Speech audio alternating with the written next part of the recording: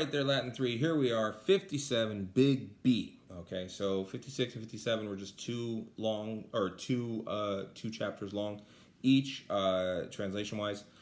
In theory, you're doing every chapter every week. Okay, so it's a chapter a week, just like we did in the last 2 years. So here we are. More about Augustus and all the cool things he did. First, let's see. He killed a huge number of Germans. And he forced the tribes themselves to move across the Elbe River, which is in foreign territory beyond the Rhine. So he pushed them past the Rhine and then past the Elbe River, which is even further back. And he's like, yeah, you need to figure it out over there. You are not our problem. We slaughtered you.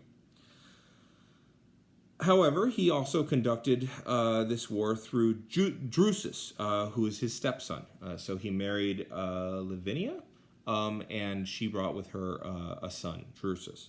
And just as he conducted the Pannonian War through Tiberius, his other stepson. So he's married a couple times, but she had, I think, 2 kids.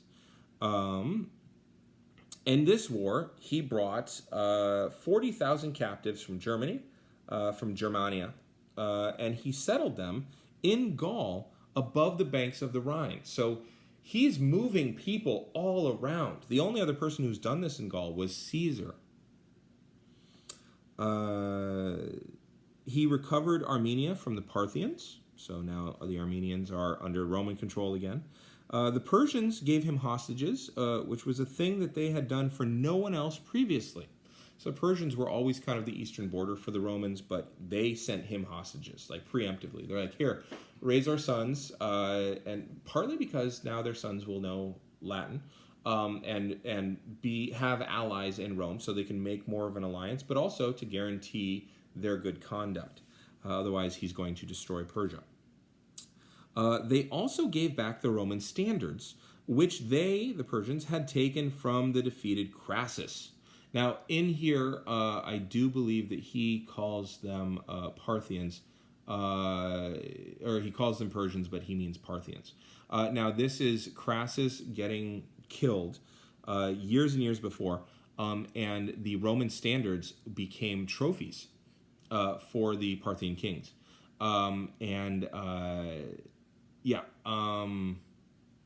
He's referring to the Parthians. So he's coming for them, and they basically are like, oh, hey, we held this and kept it safe for you. Here you go. The Roman standards are a big deal. It matters a lot more than the soldiers do. It contains the actual fighting spirit, the embodiment of the fighting spirit, not metaphorically, but the actual fighting spirit of that legion. So it's a pretty big deal. The Scythians and the Indians, to whom previously the Roman name had not even been known. Now, I want to go back for a second. Remember, Caesar had the same deal with the Britons. Like, prior to him, they didn't know that Rome existed. They sent gifts and ambassadors to him. Galatia also became a province under him. Although previously it had been an independent kingdom, now it's a province. And Marcus Lollius was the first one to govern it as propraetor. And if you go back to your 55 review, you'll see all the jobs. Moreover, he was so beloved even amongst foreigners that kings who were friendly to the Roman people founded cities in his honor, which they called Caesareas. So there's a whole bunch of towns all over the eastern portion of Europe and into southwestern Asia called Caesarea. And it was because they named it after him. We actually see something like this a little bit more modernly. For instance, the town of New York is named after York, which was named after the Duke of York.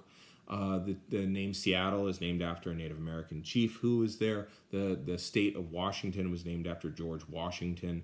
That's why in Northern California you have a group of people who are a bit odd, and they are trying to call themselves the state of Jefferson, which is problematic on all kinds of levels. In Liberia, it was a country that was set up as a place for American former slaves to go back to Africa. There was a Back to Africa movement, and they named their town Monrovia after the president at the time, James Monroe. So this is not an uncommon thing. Anyway, Moreover, many kings came from their kingdoms to honor him, and dressed up in the Roman custom, wearing togas, of course, they ran next to his vehicle or his horse. So kings are running to keep up with his vehicle. And at his death, he was named deified. And that's kind of the cool thing. In Rome, you could get voted into being a god. So it's only after you die. And that's a good sign of political decay because emperors start getting named divine while they're still alive. So there you go. That is the awesomeness. That is Augustus. There's going to be a lot more about him as we go, but that is to start.